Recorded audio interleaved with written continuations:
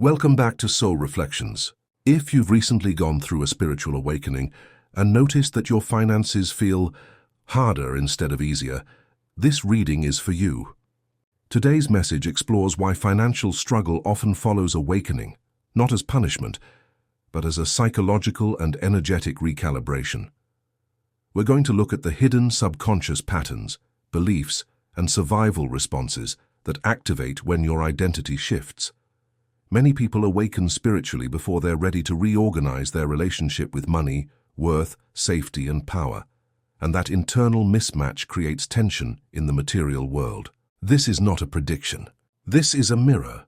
The way this reading works is inspired by Carl Jung's psychological theory, specifically the idea that the subconscious communicates through symbols long before the conscious mind understands what's happening. Jung believed that when you're drawn to an image, object, or symbol without logical reasoning, it's because your unconscious mind already recognizes its message. You're not choosing randomly. Your subconscious is choosing for you. In front of you are 4 plants, each representing a different subconscious reason someone may be financially struggling after awakening. Without overthinking it, allow yourself to notice which plant you feel pulled toward. Pay attention to your first instinct. Your body knows before your mind does.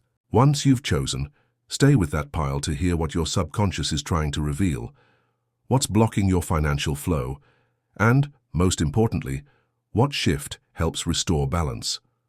If this kind of psychological, spiritual depth resonates with you, make sure you subscribe to the channel. These readings are designed to help you understand yourself at a deeper level so you can move through life with clarity instead of confusion. Take a breath, trust your intuition, and choose your plant.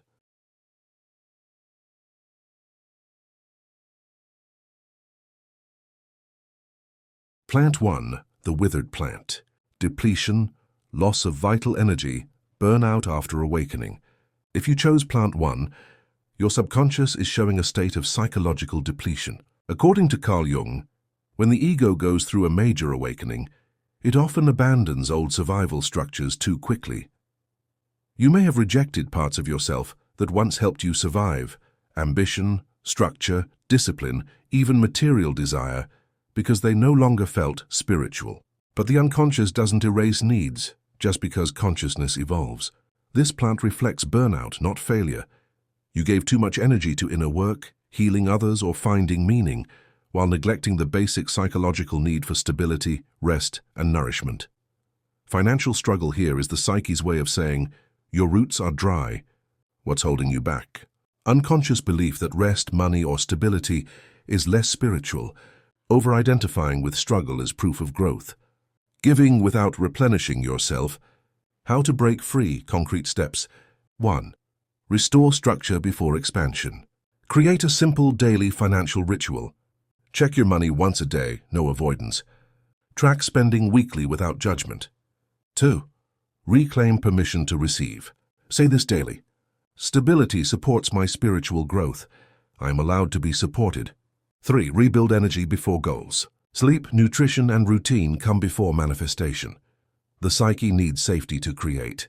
Your finances will stabilize when your nervous system does. If this message resonates with you, let me know in the comments. And subscribe to help us continue putting out videos just like this one. Plant 2, the chained plant. Fear of power, guilt around money, self-restriction. If you chose plant 2, your subconscious is revealing self-imposed limitation.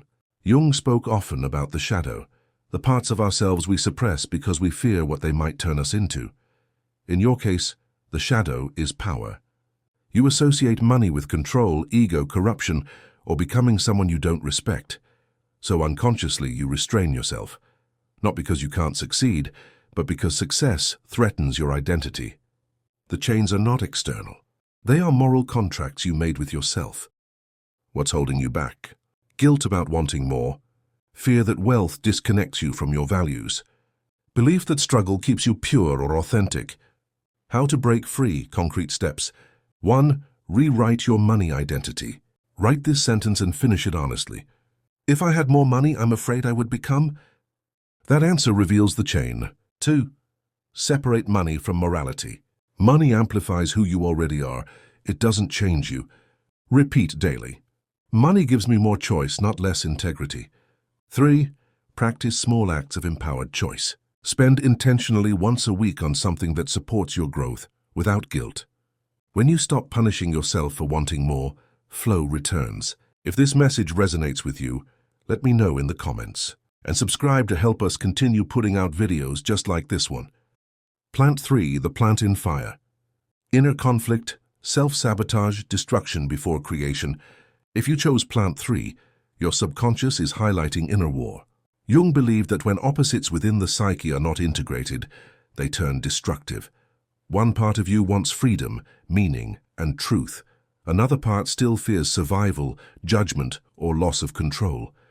Instead of integrating these parts, they burn each other. Financial instability here comes from self-sabotage, starting over repeatedly, burning bridges, quitting too soon, or unconsciously choosing chaos over consistency. The fire isn't evil. It's uncontrolled transformation. What's holding you back? All or nothing thinking.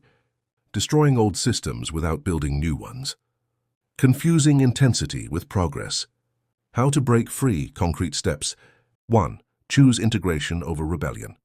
You don't need to destroy your old self, only update it. 2. Stabilize one financial container. Choose one consistent income stream or responsibility and commit for 90 days without quitting. 3. Slow down transformation. Growth that lasts is boring at first. That's how you know it's real. When the fire is contained, it becomes fuel, not destruction. If this message resonates with you, let me know in the comments. And subscribe to help us continue putting out videos just like this one. Plant 4, the overflowing plant. Misaligned abundance, leaks, and giving too much away. If you chose plant 4, your subconscious is showing mismanaged abundance. You are not blocked from money. You are leaking it.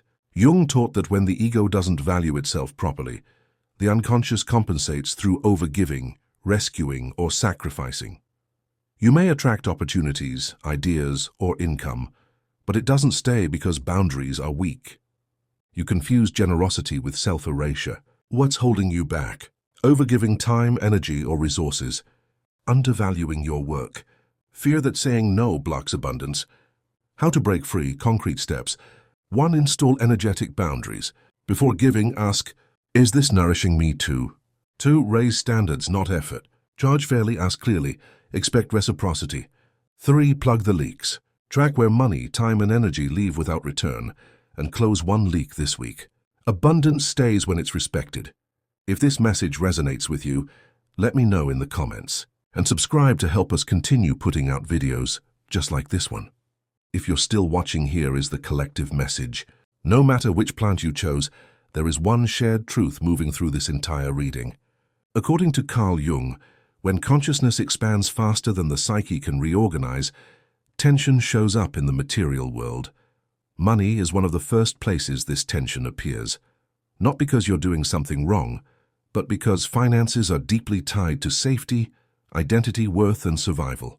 Spiritual awakening doesn't automatically dissolve psychological patterns. It reveals them.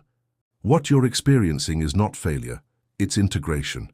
Your subconscious is asking you to bring your inner insight into practical structure, to ground awareness into routine, to stop swinging between extremes, and instead create a stable bridge between who you were and who you're becoming.